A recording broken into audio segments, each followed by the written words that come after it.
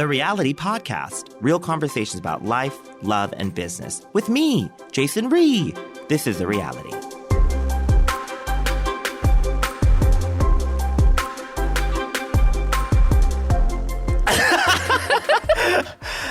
Welcome to another episode of The Reality Podcast. On today's episode, we are talking to Rachel Hroncich. Good job with my name. Actress, writer, producer, second unit director or assistant director, according to your IMDb, and also a hospital pharmacist?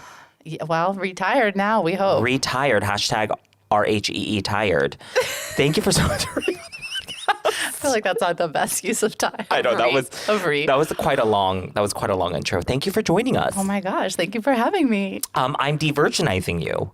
I know, my first podcast. Yes. Woo woo, pop that cherry. I know. Thank you so much for being here.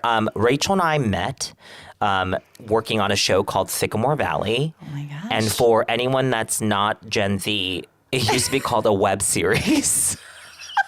Because is web series even a thing anymore? I don't think so, because they're just like streaming. They're just streaming, yeah. So we were streaming before streaming was even streaming. Yes. Sycamore Valley. Shout out to Marissa, woo, woo. Director, creator, writer, funder.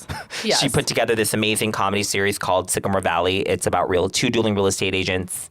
Do you have like a spiel for that? Like how you No, I think you just did it. Okay, Two great. dueling real estate agents. It's based on true story of her neighborhood of two realtors who were just going up against each other in the same neighborhood. Yes. With flyers and just sneaky tactics. And yeah. She took it into comedy gold. Very Mr. and Mrs. Smith minus the affair. Yes, minus a few things. And the ball gowns. Oh yeah, that too. And the big blockbuster budget. Oh yeah, that too. Didn't feel like it though. Yeah. So we met there. We fell in love. I really am so proud of you because you've also just recently hit like a big transition in your life. Yeah. And I would say the reason I love this podcast, the reason also you're a valued listener. So thank you so much for being such a good fan who also keeps me accountable and be like, where the hell is the episode? I'm like, Jason, this is all I have in my life. But tell me a little bit about where you're at right now. What just happened? Oh my gosh, crazy. Well, I worked as a hospital pharmacist. So most people think of pharmacists in like a retail CVS, yeah, but I've never done that. I did it during pharmacy school, but I've worked in hospitals. We work alongside the physicians, recommending, antimicrobial changes and stuff in the ICU. Like, you're part of the medical team, which is why I like that environment. Very Grey's Anatomy. Very great. Yeah, we go to Code Blues and, people are dying and you're providing medications and things like that. So it's and doctors are asking for recommendations. It's so funny because you never see that character on any medical show. And I'm like, how are they all getting their drugs? Like, there's a pharmacist. That's right. Like, you can't just get drugs. Like, there has to be a pharmacist involved in all of that by law. So, how long does that process take, though? Well, it depends on the situation. So the doctors will enter the orders. They pop up right in our queue in our computer. We see them, then we review them, make sure they're safe and appropriate. And if we have a problem, we call the doctor or we text them. We say, hey, this patient's already on this blood pressure medication, or hey, this patient's allergic to that. Did you mean to order this? But certain areas like the emergency room, they're able to access a certain limited set of life-saving medications without us having to review it. But we have to review it retroactively. Like, afterwards, we have to review it by law and make sure that it was appropriate and that the doctor did order that.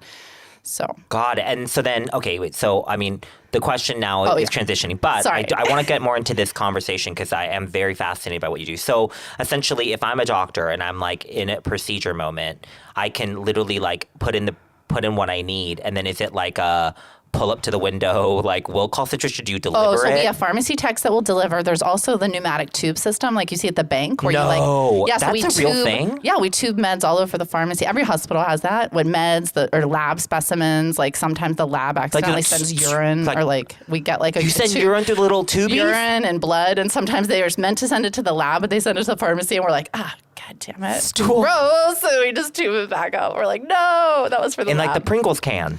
Basically, yeah, those clear tubes, yeah. Wow, So that sends it around. Now, different hospitals have different access to that, but like as far as like how far that reaching that is. Yeah. But there's also automated dispensing cabinets like on the unit. So for frequently used medications, we review it from the computer remotely, but the nurses on the unit, once we've reviewed it, they can log into this cabinet, a drawer opens, and they can pull that drug out. But it won't open until we review it. So the nurses call us like, please hurry up and review my Lasix order, like because they have like 5 patients, that they're trying to give meds to.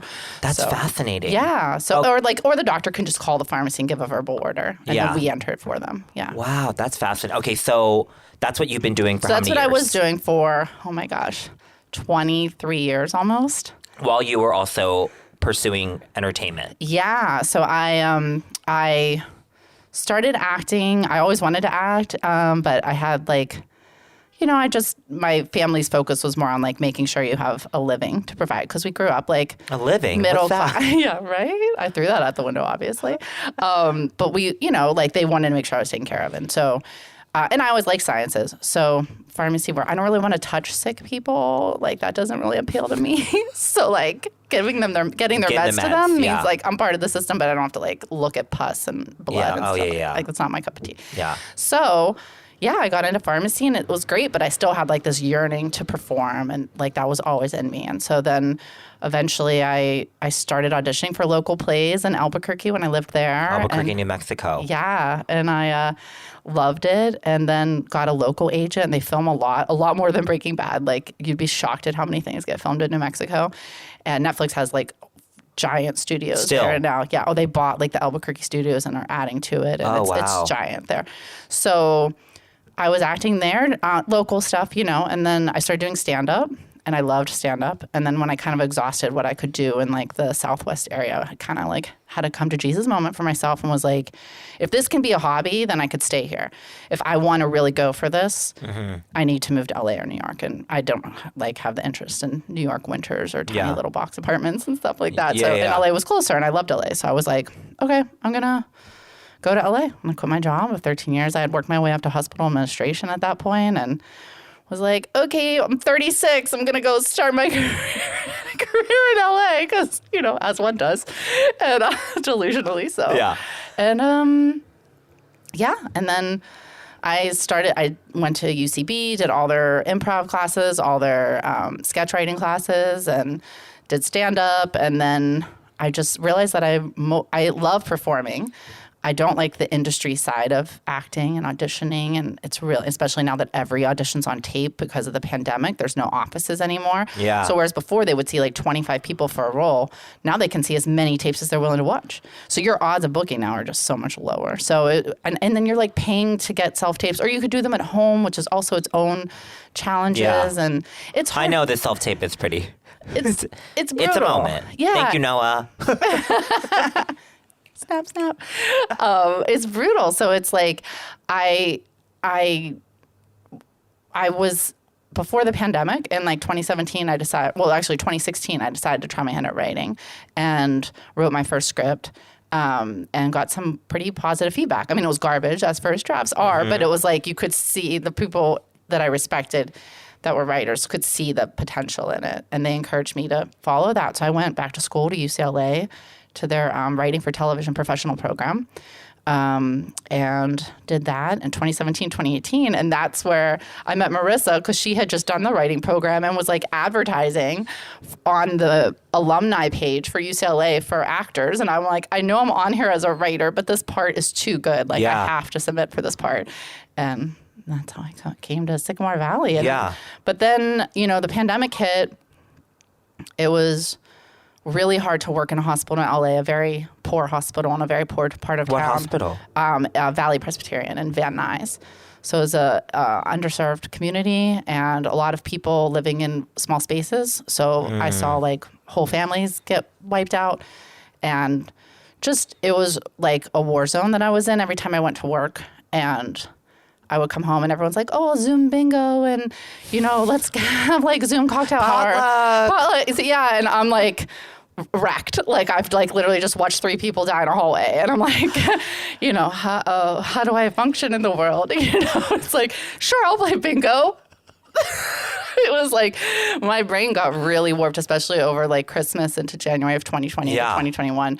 Like on Christmas Day, I think we lost 8 people. And it was like... I think I remember talking to you during that time. Yeah, it was really bad. It was like, and you felt like you couldn't make the IVs fast enough and people were dying, and then you had your own felt, like, blame about it, like not getting meds in time. You could only go as fast as you could go, and people were dying while you're doing that, and running around the hospital, running these drips, so we didn't have time for any, and then running back, and then another code blue hits, and you're like, oh, I mean, we had people die in the parking lot waiting to get into the ER. Like, it was just truly a war zone. Wow. Not to mention all the families out front, like crying, sobbing. Like, a woman grabbed me once and like begged me to let her get in to say goodbye to her mother. I mean, it was just like so hard, and I think like after that, you know, hashtag therapy, love, so much love for therapy. And I ended up getting diagnosed with PTSD. And I think some of my coworkers have it as well, but like many of them really were able to handle it in a way that I wasn't able to. And so that was bothering me. And at the same time, you know, I wanted to be able to focus on writing, and it's hard to be creative when you have all this like mental stuff happening. Pursuing the dream, but also doing a 9-to-5 or doing a job. Yeah, I mean, in your case, like every time I'm like walking into the same hospital where all this happened, walking through that same entrance where I saw those people, you know, it's like every time was like this new assault on my psyche. Oh my gosh. So it was like I finally had to make a decision, and some things weren't going well at work. Like, we were just really understaffed, and I wasn't really happy with the state of things. And so for myself. And so I had to make a decision, and I was like, okay, I'm going to try to look for another job so I can mentally get in a new headspace when I come to work, you know? Mm-hmm. But that kind of broke my soul because I just want to write. And so I was like, okay, well, what if I do something really crazy and just cash out some of my IRA, like you're not supposed to do, and pay giant penalties, and then live off of that for a little bit and just see what it's like to give myself the space to heal and write. I've always was telling everyone it was to write. And now that I'm out of it, I realize like I really needed some healing. Just healing. Time. Yeah. Wow. Yeah. Well, and what's so interesting is you have always been somebody that talks to me about performing. Because again, for me, you know, my pharmacy career is essentially the wedding industry, right? Like, yes. And again, I love what I do, but the truth is this was my second passion. Right. Like I wanted to be an actor. I wanted to perform. I wanted to do comedy. And that I don't know if you call it a duality, but just the challenge of being able to like make money to do what you love is probably one of the most grueling things, especially if you're like an artist and you want to do something creative. Yeah. But those don't pay. It doesn't pay until you get to that level, right? So at some point you just have to say, do I have confidence in myself to just jump? But in the financial, I mean, luckily I was able to do what I did, and some might look at it as crazy, but honestly, everyone in my life was so supportive. Like, I've always been a really responsible person, so to do something seemingly irresponsible, people knew enough, like, no, if she's doing it, it's not irresponsible. And I had some good things happening with my writing career now, so it's like, it was the right time for me. But yeah, it's really hard, especially if you are a perfectionist like we both are, and we want to do really well at whatever it is we're doing. And by the way, it took us like 50 minutes to get these mics to the space that we like felt. If you could see it, you would understand. There was a lot of now they look like aggressive. Oh, it's your eyes. No, I got it. We also had a situation with the hair bun, but yeah, boop boop. I feel like you can't move your neck. I'm like, I have to like loosen up. But yeah, I think too with acting, it's tricky in the arts. It's trickier than most in the arts because you have to be given permission to do it. I mean, sure, you could like write your own script, and I hate when people are like, just make your own stuff. You have an iPhone. I'm like, have you ever made your own thing? Oh my gosh. Don't give me that advice. It's so hard. You see the sound quality has to be, I mean, yes, have people done it successfully? Yes, very few. And it still costs so much money. People have no idea what they're talking about when they say that. But also the space it takes you to like step out of your, because again, I waited tables for so long, but I also, you know, I did these like jobs to essentially even build the business, because for me, like I didn't go the traditional way of like getting a degree and doing that stuff, but I had been waiting tables for years, and then I kind of built it. But the reason I was so excited to have this conversation with you is I think I commend you for being able to walk away from a comfortable financial stability moment in your job, but also thank God you did it, because I do think like for us, the pandemic for anyone that wasn't a frontline worker or working essentially during that entire time, for me, that was my healing time. Like, and obviously I was traumatized with everything that went on during that time too. But I realized if I hadn't done that, I don't know where I would have been now, because that year and a half of just pausing was so needed for me. So I think it's so great that anyone that was, again, in the intensity of that, especially for you watching all of it like literally live while we watched it on the news, you were in it. You were in the trenches. Yeah, it's interesting to get, like, there's a spot outside the hospital, in the back of the hospital, I would always sit and eat my lunch. And then, like, one day, like, the refrigerator trailer showed up for all the dead bodies right by where I ate lunch. And then I just continued to go out there and eat lunch. Like, I couldn't, like, adjust. Like, I couldn't course correct. I'm like, this is where I eat lunch. I'm just me and the bodies. Like, it was just so bizarre. It was a really bizarre time. And it took me a long time to realize, because, you know, like with events, I imagine, like, you just go. You push through. And then later you realize, like, the craziness that you experience, right? Totally. But, like, in the moment, you just cope. Well, and what recently I've been realizing is there is a, you know, as an addict or somebody who's dealing with any, like, issues or any mental wellness things, I realize that for me too with events, there is this like gratification that comes with pulling it off, and then there's a come down of just like then reprocessing and then coming back to my life. But also I just spent 24 to 48 hours running around, like operating for everyone else and not like listening to any of my own needs, and then to sit in my own needs again. I think that's been really healing, and also just learning about myself. But so now, how long has it been since you've now been officially gone from your job? So the beginning of June. And now you're following your passion. So now I am. I've had like a busy summer, as you know, of my niece's wedding, and then like my boyfriend's birthday, and just playing. So the last, like, since then, this was the first time. So when I got back from Pittsburgh from the wedding, then I've actually been able to really, like, I just decided I'm not going to rush this time. I'm going to get into writing as I get into it. Like, I'm going to take what I need, and I'm going to take the summer and have a summer and like enjoy it. So and nice. Have you ever had a summer off? No, I've worked. I mean, I applied for my worker's permit when I was 14 in Pittsburgh. What was your first job? I was a hostess at a local diner. Oh my gosh. Yeah, it's at Eaton Park. I was in Eaton Park, honey. Oh, I can see it. I was 14. It's like Waitress. That movie, Waitress? Is it a movie? Yeah. It was. Yeah, I was like. Used to be my. Sorry, I won't do that. No, please do it. Musical interlude. Pause for musical interlude. I'll wait for the commercial. Nice. I love it. Do a commercial for Waitress? No. So I was a hostess. Yeah. And then shortly after that, I became a clerk in a pharmacy. So you just jumped right into it. Yeah. Once I decided I was going to go to pharmacy school, because my program was like a doctorate program that was like freshman year for 6 years. You were in it and you came out with a doctorate. So, and I went to school when I started college when I was 17. So at 16, I had already decided to go to pharmacy school. Yeah. So I got a job as a clerk in a pharmacy, and then I became a pharmacy technician, and then a pharmacy intern once I was in the pharmacy program. So I have worked in a pharmacy since I was 16. Yeah. Yeah. And then, so it's the first thing that you wrote was about the pharma world? Was that? No, the very first thing I wrote on my own was like like autobiographical about like meeting Kevin Costner and him like telling me to follow my passion. Wait, what? I don't know. We're gonna put the link. We're gonna put the link in the description for this full script. Yeah, that's what happened. How many pages was it? It was a whole feature. It was like 110 pages. And that was the first thing I wrote. And I took like a year or so to write it off and on. And that was the thing that like friends read and were like, hey, like, you know, this. And that script is what landed me with the production company that I'm working with now. And that was back in like 2016. And I had sent it to somebody I knew at this production company, and then like they read it a year later. Wow. And hit me up, and they're like, hey, this is like, we would never make this movie, but like you're a good writer. Yeah. Like, I want you to come in so we can talk to you. A year later?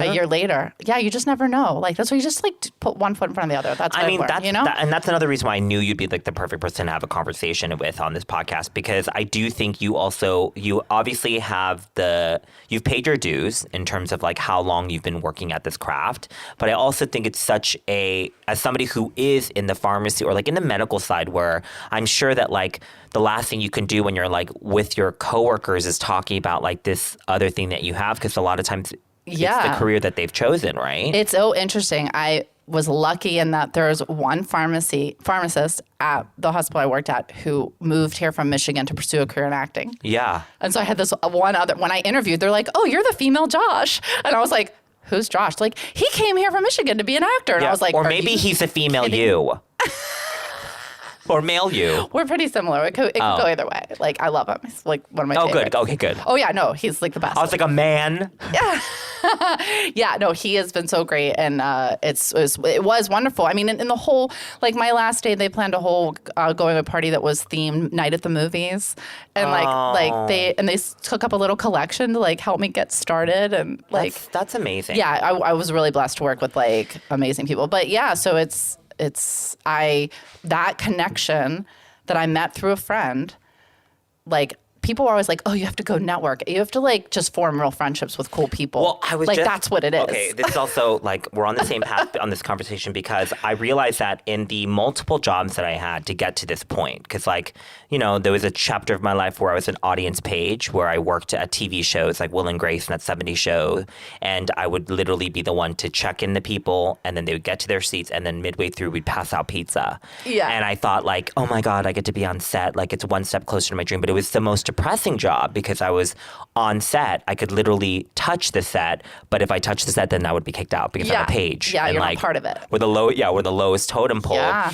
And so, but I do admit, like each of those networks, I've established relationships with where I still look back on some of those things. And a lot of those people in my life at that time created a community for me. And I, without even realizing how much they got me through those challenges at that time. Because even in that job, I was really getting comfortable with my sexuality in that job. And this is something that I've been realizing and thinking about the last like year is, oh my gosh, like each experience that I've had with every job I've had has benefited my life.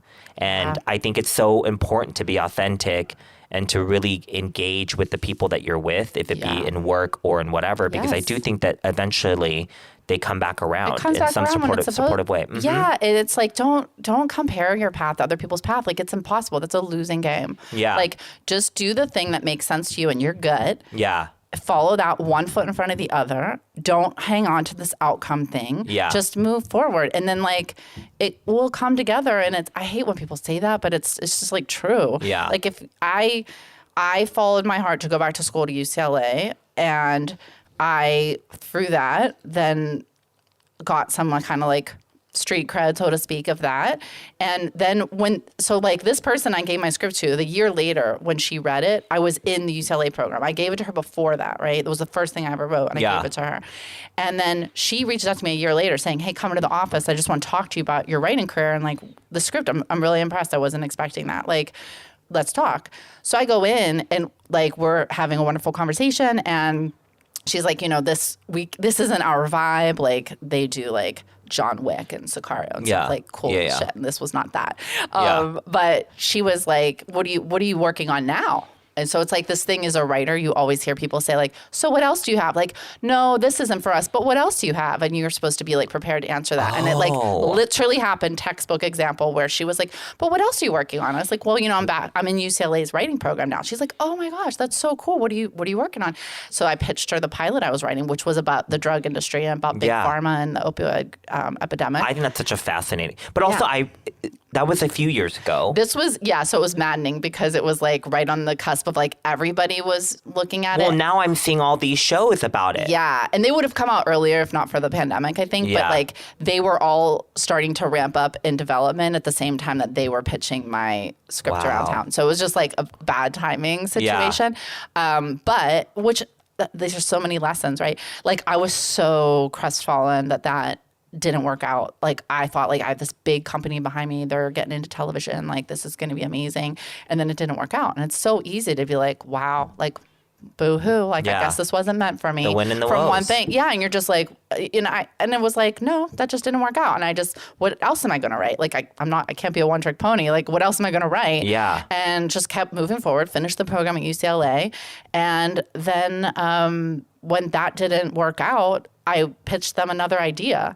And for a limited series, and they're like, they said, you know, we actually just want to do features. You know, do you think you could turn that into a feature? I was like, yeah, I think it's a limited series, so I just shortened it. It's a feature.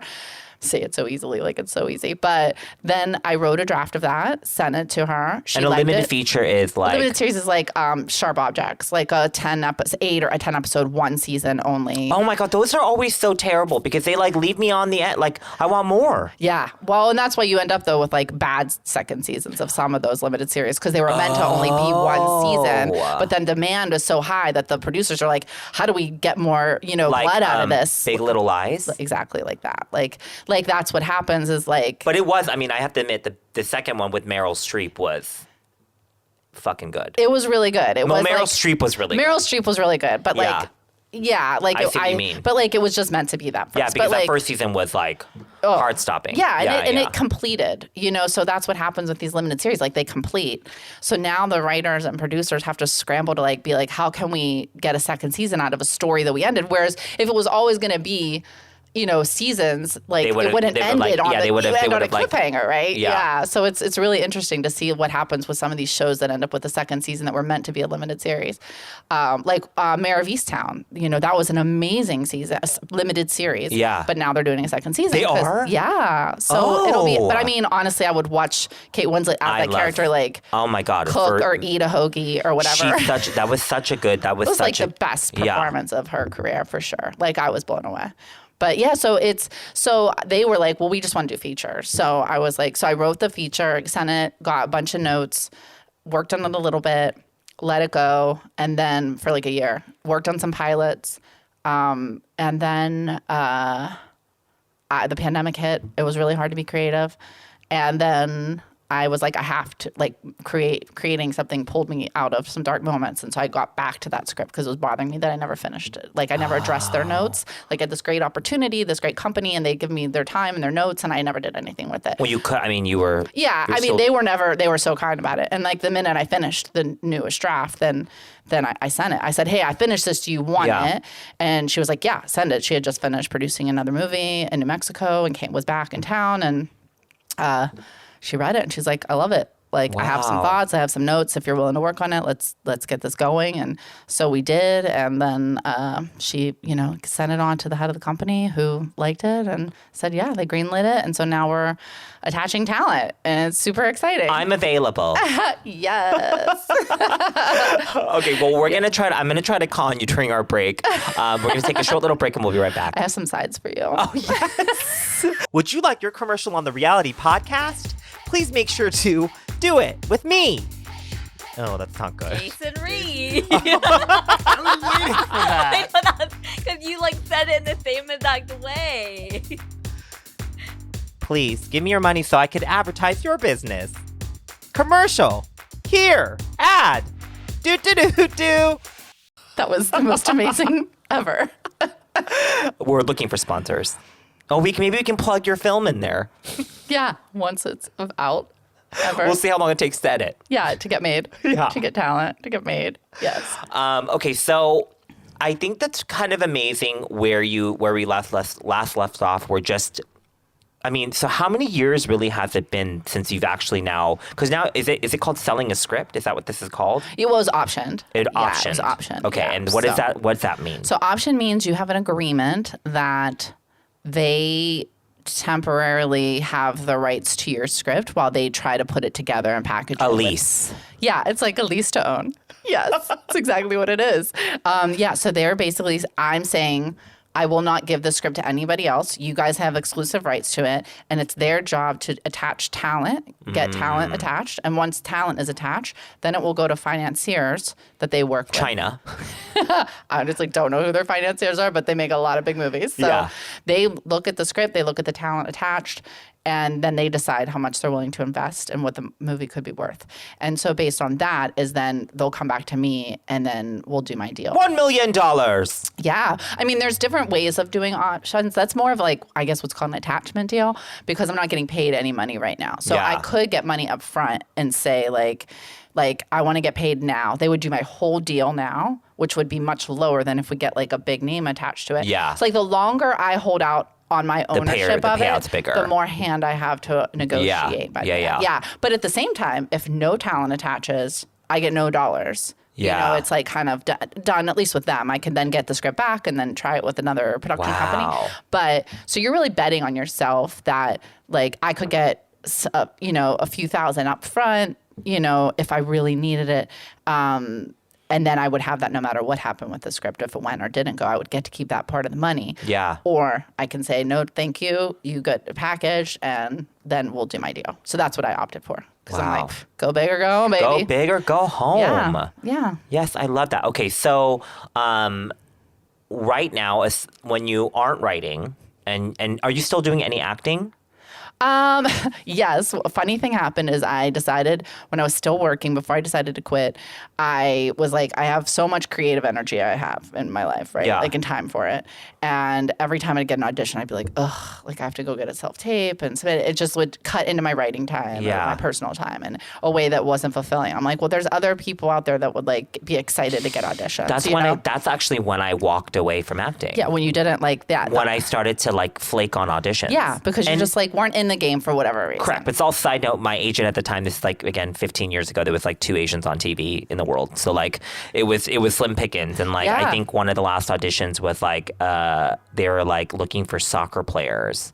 And they're like, don't worry. Just like my agent went like, whatever this brass artist agency or just like something really like, he was like, just get soccer wear. Like it's fine. And then I get to the park on La Cienega. And this is when I was like living in Orange County. So I map quested, printed the directions. Yes. It took like 6 hours to get there. I get in the parking lot. I look out into the soccer field, and there are Abercrombie models, like straight up curly, like beautiful golden locks, slow motion abs, kick flipping balls into the net. Oh my And God. I literally had borrowed like pro soccer wear from a friend that played soccer. Oh my God. And I literally was like, no. And I literally went back in the car and I drove home. Yeah. And I remember at that point I was like, okay, I can't do this. I can't go back. And I think I had to like race back to Orange County to go to surf, to wait a table. You're like, really? So I was just losing my spirit in it. It's really hard. I mean, this town, like with other creative things, like if you want to write, you can sculpt, paint. If you want to act, unless you are going to make your own stuff, which not everyone wants to do that. That's an actor. Surprise. Like some people just want to act, and that's okay. Yeah. But someone has to give you permission to do it. It's not like, I mean, you can act in your living room if you want, or you can put up a one-person show. Like that's really your only options. Like if you want to do this art, someone has to give you the chance. Also, when I think of one-person show, I always think of Jack from Will and Grace. Remember teacher when he was like, just Jack. I'm like, the idea of, I mean, even now I get a little bit in my head about how vain I feel being like, watch me on my YouTube channel. Yeah, no, it is a weird thing, but it feels very self-promote-y. Yeah. But I feel like that's kind of the world that we are in. I think with anything we do, not just in acting, I think in anything creative, you have to just advocate and root for yourself. 100%. And I got exhausted doing that. Yeah. And it was just so much of my time, and my heart wasn't in it. And I just felt so bad because I know, this is a moment for me. I'm just going to say, I know I'm a good actor. Yeah. I mean, when I looked at your IMDb, you had some great parts. Well, thank you. The McConnells. The McConnells. Is it the McConnells or the O'Connors? The Connors. The Connors. The McConnells. But that should be the Irish spinoff of the Connors. The McConnells. Okay. I wish now that it was the McConnells. In my defense. I was more focused on the Criminal Minds bit because I actually saw it on the reel. Because there isn't a clip of you in the Oh yeah, there isn't. Yeah. I haven't put that on there yet. the McConnells, heard a guitar. They're like, you look Irish. Get on our show. Oh yeah. You came in, you went, where are the potatoes? That's not Irish. It's like, me lucky charms. We're good actors. We are. I swear. I just said I'm a good actor, Jason. Now you're hurting me. No, but I was very frustrated because I know I could do this job, and this town was not letting me do it. Yeah. But at the same time, my heart was in writing. So, for example, this is where I really knew it was with actually on the Connors, because it's a live studio. Pre-Rosie or post-Rosie? That's the it's post Rosie. Yeah, she was only in the first season. I was in the second season. Is it Rosie? Rosie. Yeah. No. Well, Rosie was the character, but what was her? Roseanne Barr. Roseanne Barr. Yes, Roseanne was the original show. Roseanne. And then the Connors was the spinoff, but then she left because she said some problematic racist, crazy things. shit. Yes. Yeah. I don't think she #, left. pharma. Yeah. That's what she blamed. Yeah. Right? She did.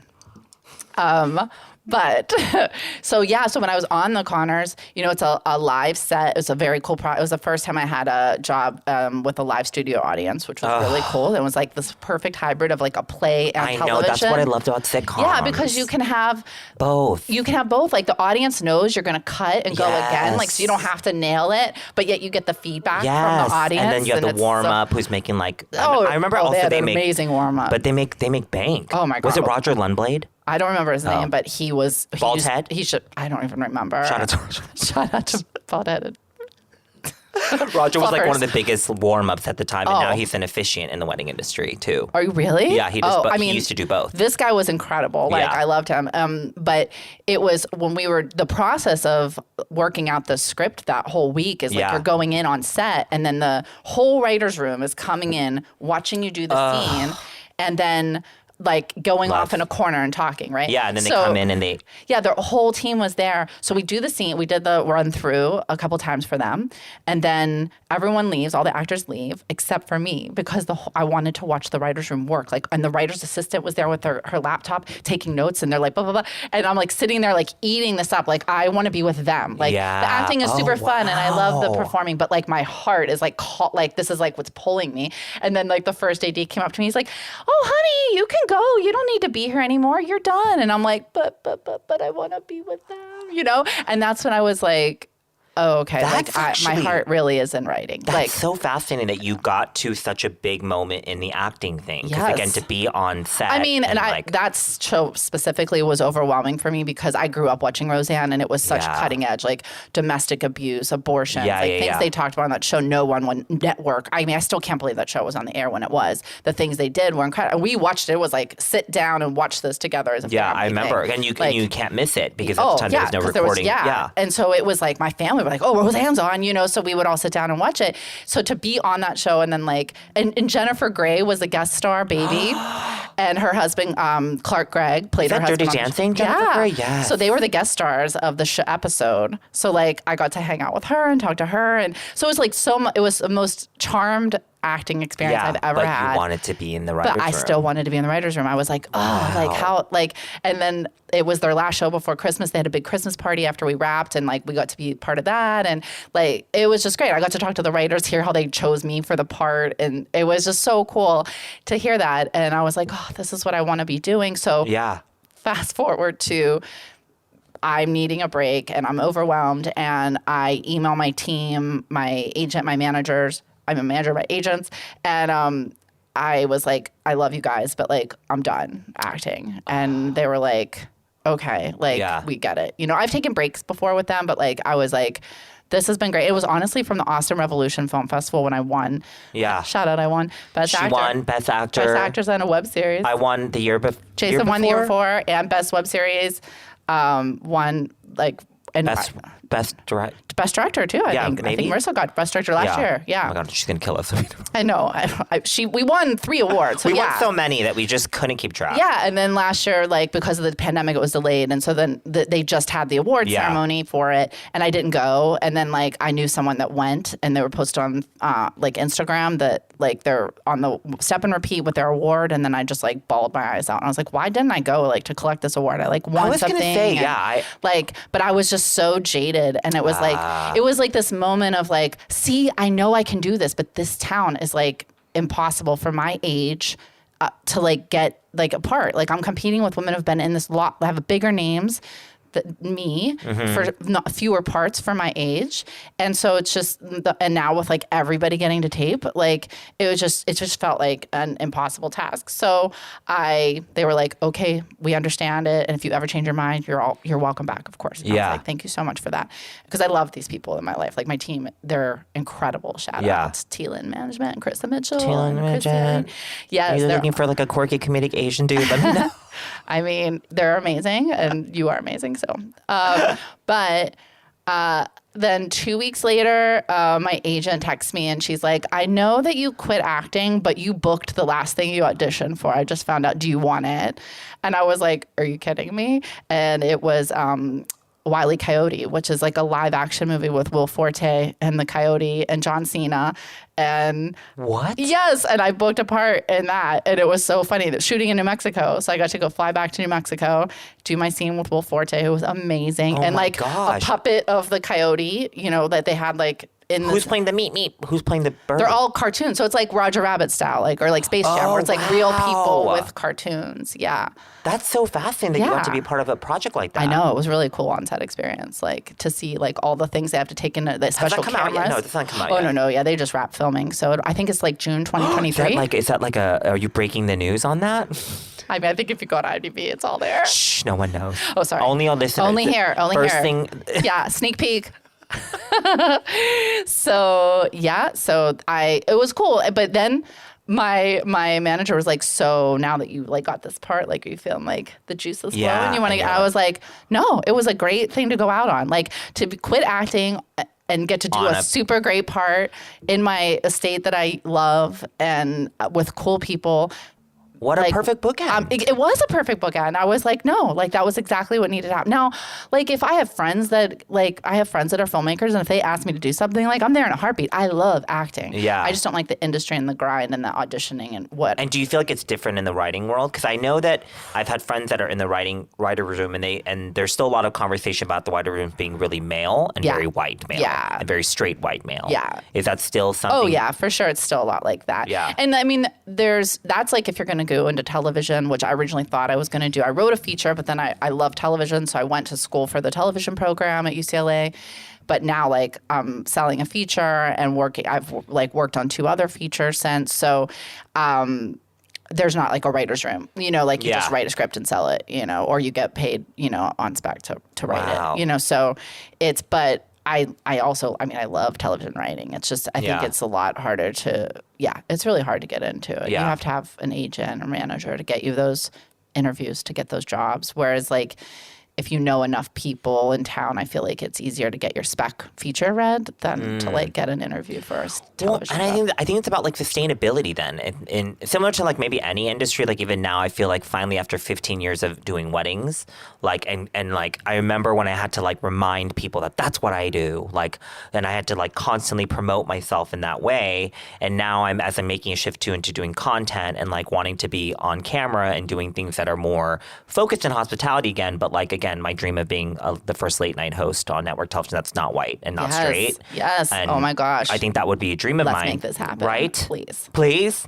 James Corden, I know you're leaving soon, right? Yeah. So you... there could be no one better to fill the shoes. Right. I mean, we could literally wear the same size suit too. So.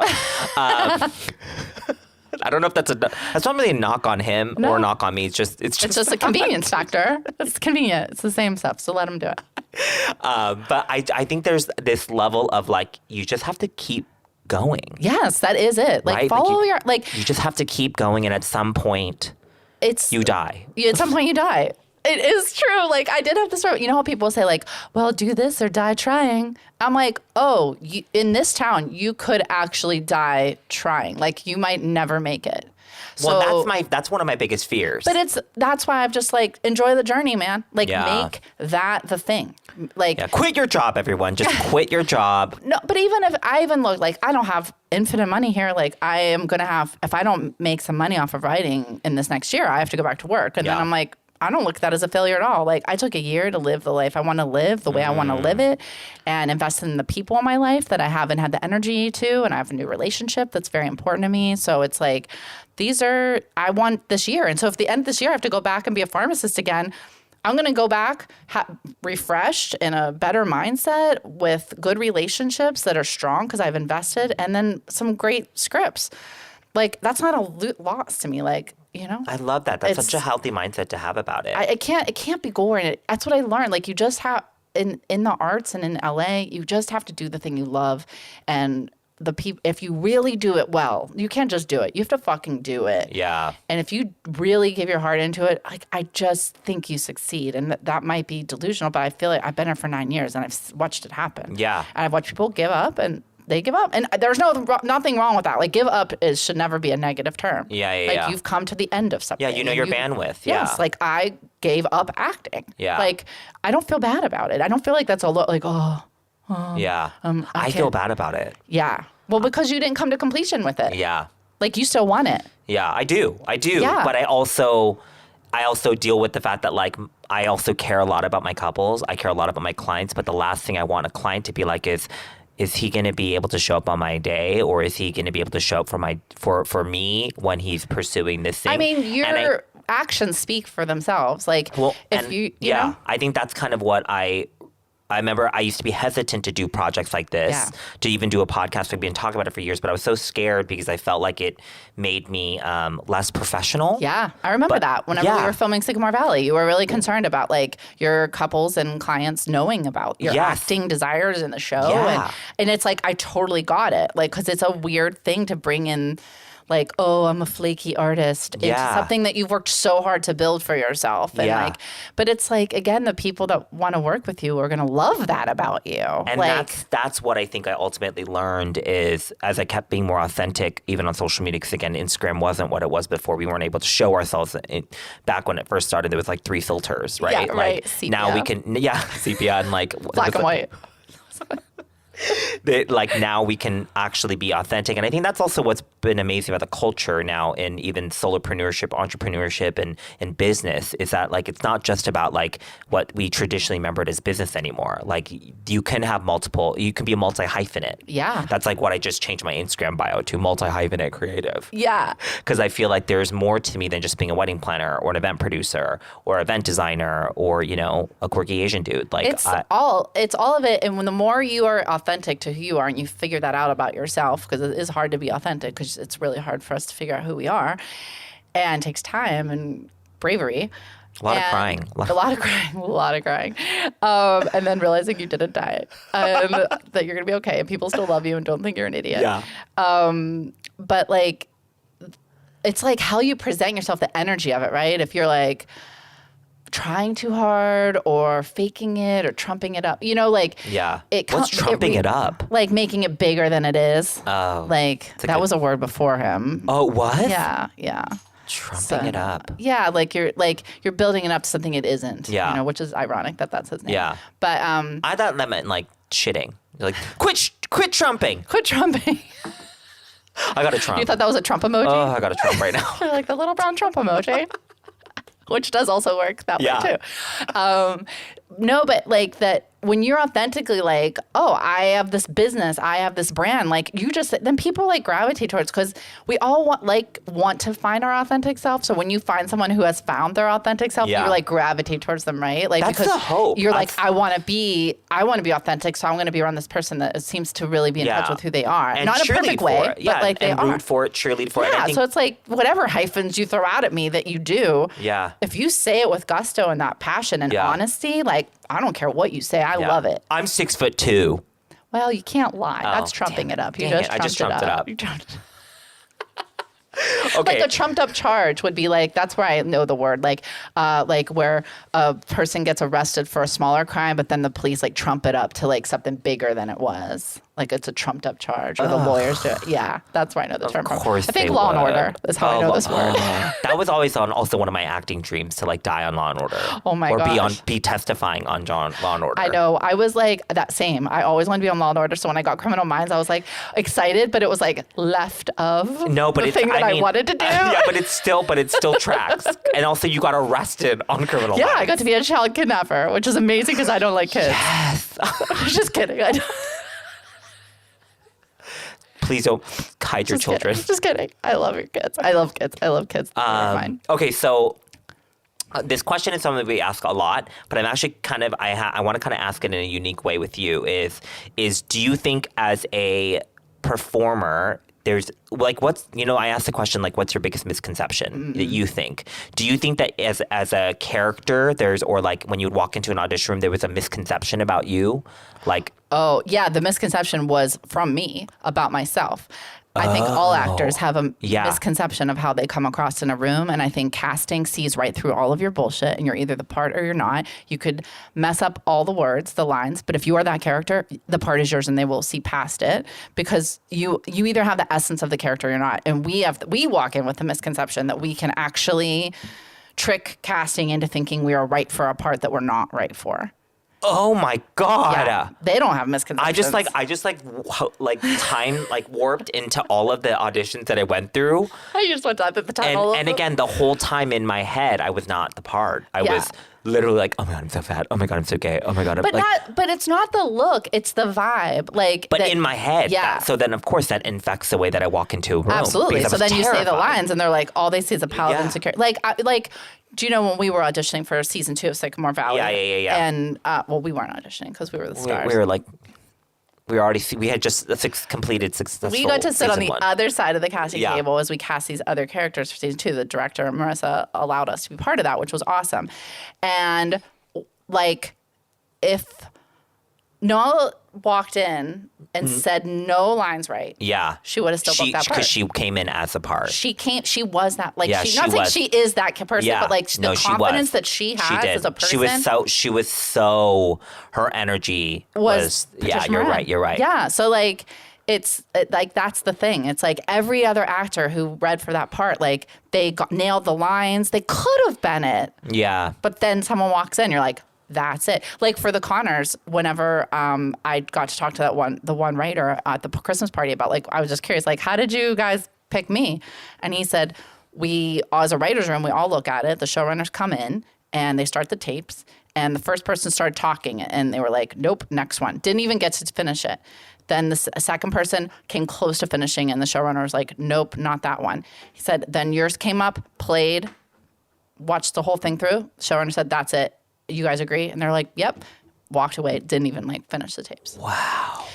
It's it's just a thing that. So that's what I want actors to have more freedom when they go in the room to have fun because you're no matter what you do, if you're the part, you're going to get it or not. Unless you're an idiot and an asshole or something like that, you know? Yeah. But you either bring the confidence that's needed for that particular part or the vulnerability or the, I wish I feel like I need to go back and do it again. You do. Because I was so terrified, but also I wasn't even out yet at the time. So oh my gosh. So you are not anywhere near in touch with yourself. No. Yeah. I mean, and again, one of the last roles that I went in for was an Asian dad for a Hyundai spot. And I was literally 23 and I looked like I was 12. I literally looked like I was 12. And you still do. And it was, I think it was an Aleutian Asian, an Aleutian dad, and I was like, okay, so I'm Korean, and they're like, no, just bring a feather boa, put a fur boa around your head. Oh, it was but I think, but now knowing that too, you stopped. Oh my God. I know. I definitely had a different experience, but I also I had no direction at that time, and I learned, and I think this is the beautiful thing about conversations like this, because I hope that our listeners are able to take that away versus we didn't really have podcasts back then. No. We had live radio. Yeah. There weren't anybody. This just in. Acting notes. Yeah, that wasn't happening. Okay, so as we approach the end of this conversation, what do you think is what do you love about who you so we talked about your misconception. What do you love about yourself? Oh, wow.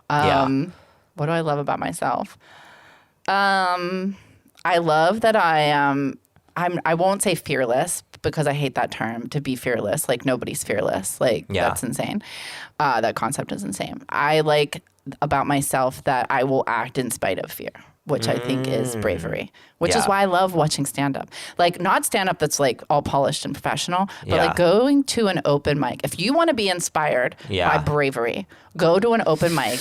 Watch these comics get on stage who are still just working the open mic circuit. Yeah. It is an act of bravery every 5 minutes. And for that entire time that they're on stage, that they don't run away. Yeah. Because you're not open mics, they're not getting laughs. It's mostly other comics in the room. It's not an actual show. It's so brutal. And if you want to be inspired by bravery, go sit at an open mic and watch every 5 minutes to see an act of bravery. So I like that about myself, that I will go forward with what I want to do regardless of and in spite of the fear that I have and that I'm shaking inside. It's like, I know it's right and it's like going to go how it goes, but like I have to do it. You know? So that's like a really, I mean, I honestly feel really inspired right now because I think that's something that I never really, I get so in my head about everything from even when I do speaking engagements, I still like psych myself out and do that whole process where I'm just in my head. But the one thing that I did shift is that I'm like, okay, I want to be more present in those moments. So I think that what you just said is so accurate, but also it is something that I actually love about you. Aww. It's so clear that you live that way. And I think you've always encouraged me and supported me to do the things that, make me happy. And I think that's the same for you. Is I just think that you are, you've always committed. And I think that part makes me respect you so much. So I feel really grateful that you spent time with me today and had this conversation. Oh, I feel so thankful to be here. We're gonna check in with you again when you are winning your Oscar. Okay. I'll be sure to shout out the podcast. Oh, good. Yeah. Well, I would like to thank the Reality Podcast. The Reality Podcast? Everyone's like, what is the Reality Podcast? Heck yeah. I already think about that at like speeches, like who can I prop up in those speeches? I've been practicing since 1985. Absolutely. Right? Yes. Absolutely. But thank you so much for being here. Thank you for having me. You can find all of Rachel's work in the links below and on the links on the screen or wherever they end up being. The links below. Thank you so much. I love you. I love you. Thank you. Bye, everyone. Ooh, wait. Don't go yet. Make sure you subscribe and like and follow and transfer me via Venmo. Thanks for listening.